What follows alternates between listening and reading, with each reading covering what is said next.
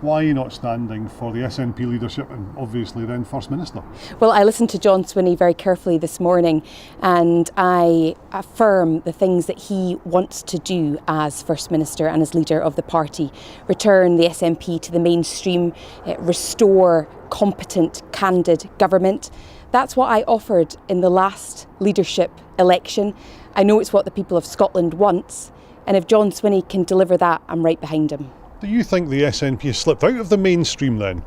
Well, over the last year, as John Swinney said this morning, we know that there have been challenges. Within the party, we need to restore the courteous discourse, and out with the party, we need to re-win the trust of the people, not least on the eve of another general election. And that's precisely why I set out an agenda of reform last year. It's what I want to see delivered, and John Swinney was clear this morning that that's what he wishes to do. Were you under pressure not to stand, to avoid a contest this time? My position is quite clear. I want to do what is right by the people of Scotland and the members of the SNP. That has been my only consideration over the course of the last year.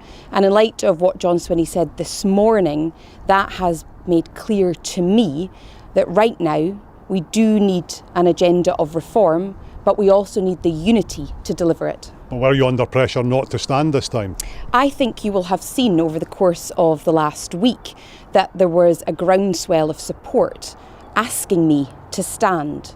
And I need to be clear with those that expected me to stand, the reasons why I have chosen not to seek the nomination. And it's very clear.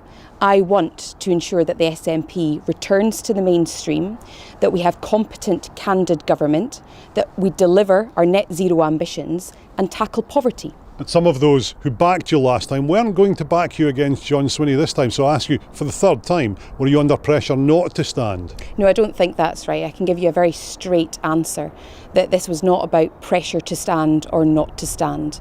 This was ultimately about whether or not a contest was in the best interests of the members of this party on the eve of a general election, and whether it was in the interests of the people of Scotland who ultimately want to see their government ensuring they are delivering economic growth, tackling poverty and delivering net zero.